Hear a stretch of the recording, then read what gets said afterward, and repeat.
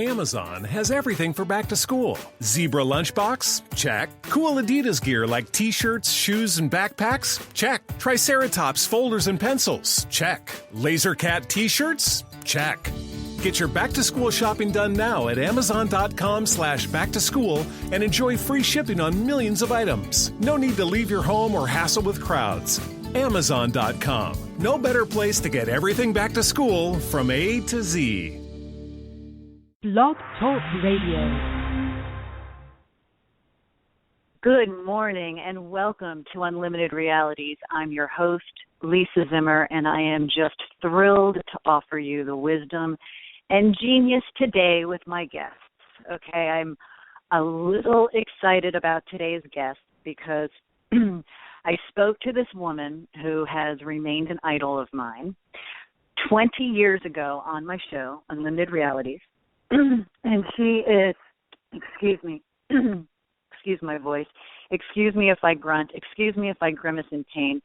I didn't want to have to do this, but I fell down a flight of stairs yesterday and I broke 2 ribs. And I am propped up with many pillows onto a leave, and I'm going to really try hard not to move.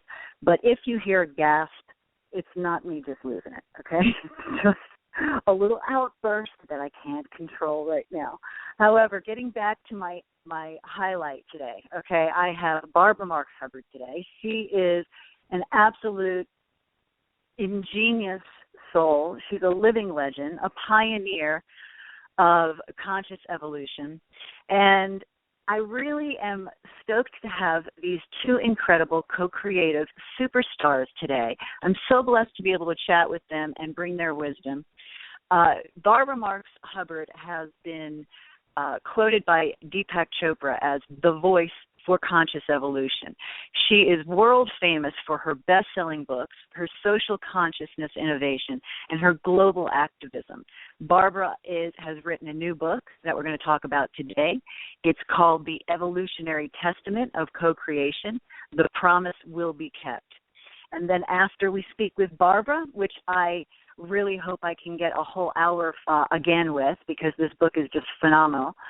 We have another phenomenal guest, Dr. Mitch Tischler, who is the author of Me Finally, Navigating Life with an Open Heart. So did I tell you the resonance of these 2 souls? I did this intentionally, people.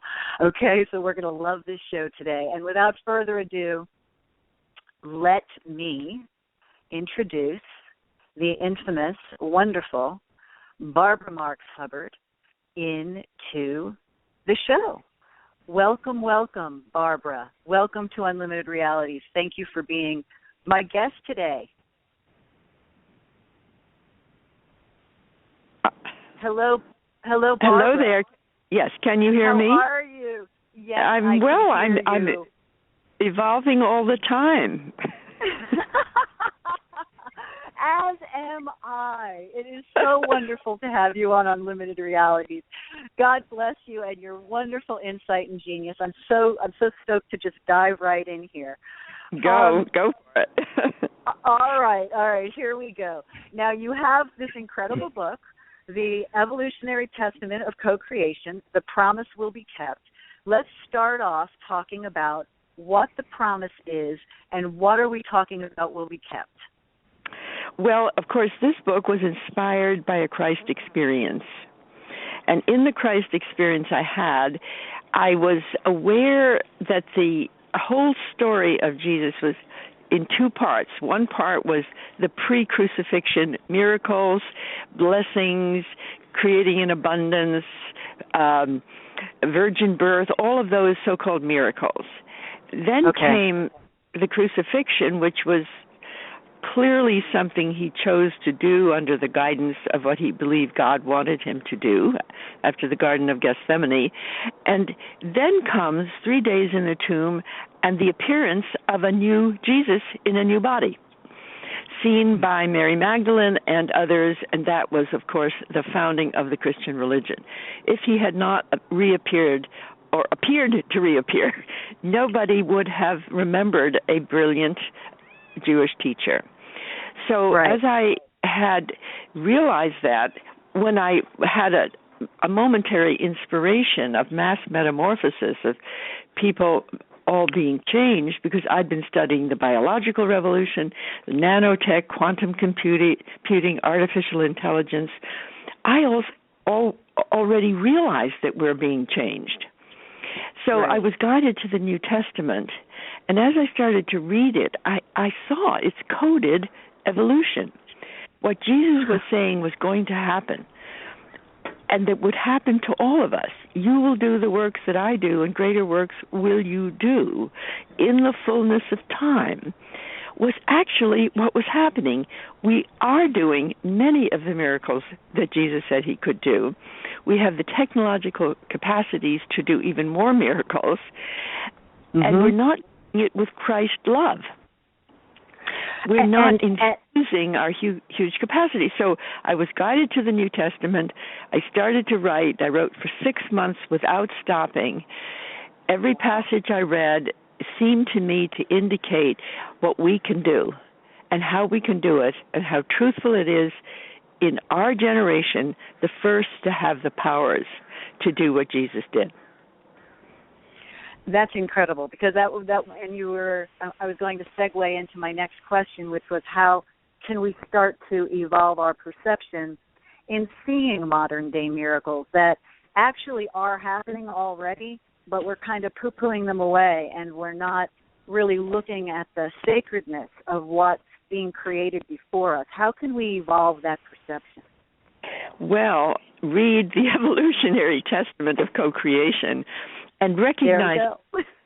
So the second part is that out of which I was able to do this evolutionary testament was what I call evolutionary eyes. I see from the perspective of the 13.8 billion years of evolution. I see everything as having been created through the origin of creation, the great flaring forth, the beginning of hydrogen, and then the formation of atoms, molecules, cells, multicells, animals, humans, and us. And you put yourself in that trajectory. It's a trajectory.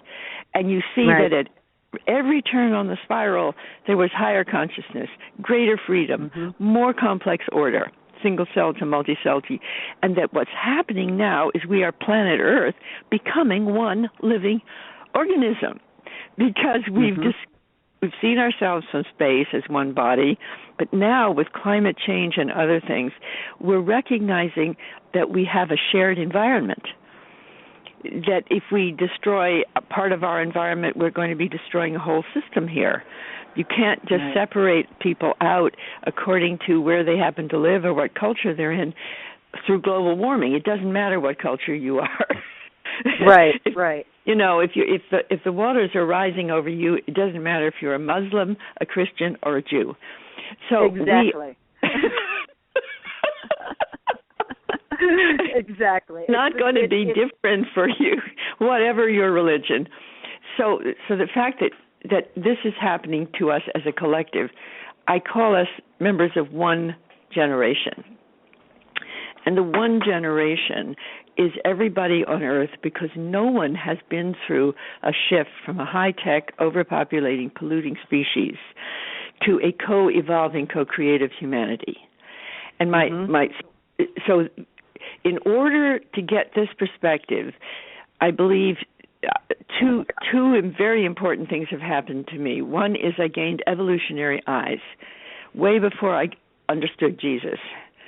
And I did it through my understanding of people like Sri Aurobindo, Teilhard de Chardin, Buckminster Fuller, Jonas Salk, a lot of major evolutionaries from the earlier period, 1960s.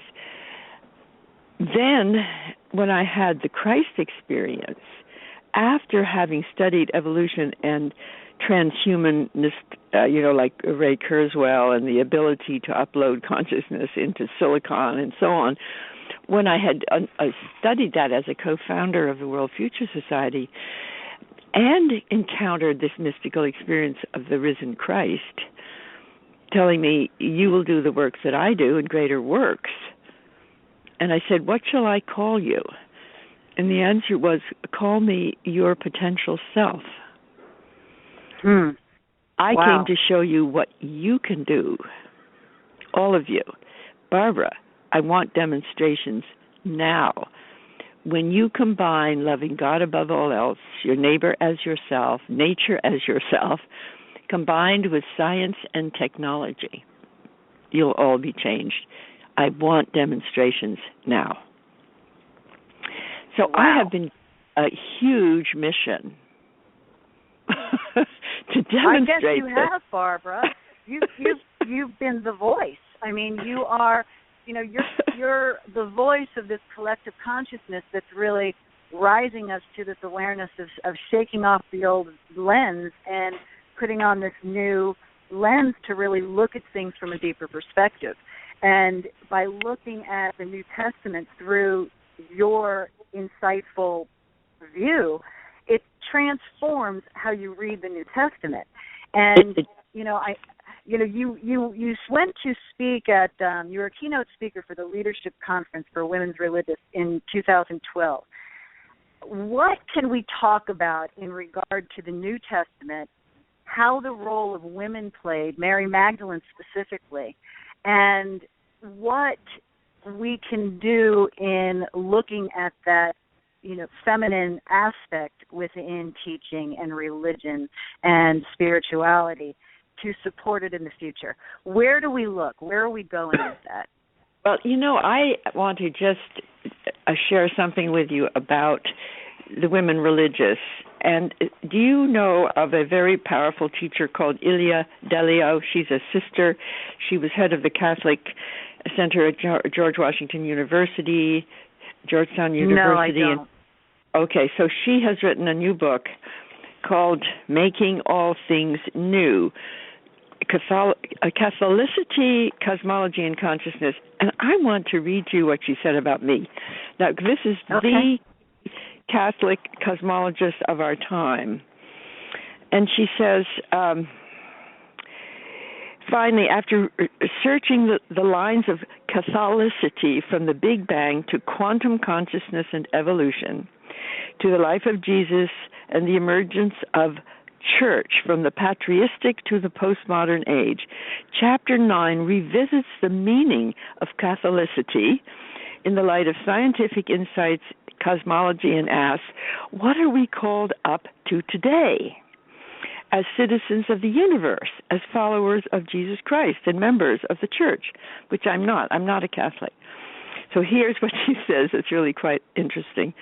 The final chapter seeks to clarify the meaning of Catholicity in its various levels and to examine briefly models of it in our current age. Of the four models discussed in this chapter, Pope Francis, Barbara Marx Hubbard, the Dalai Lama, and the Leadership Conference of Women Religious, I want to each one of these categories. And in Chapter 9, that's what she does. And she says, like Pope Francis, Barbara is a Christic fractal. Now, you may never have heard of being a Christic fractal, but I think many of us are. It is like a fractal. It's a little tiny fragment of the Christ consciousness that's everywhere in so many people. Right. That's incredible. So it means the love of you're embodying the Christ. That was the whole point, that Christ came to tell us this. In fact, we're doing it.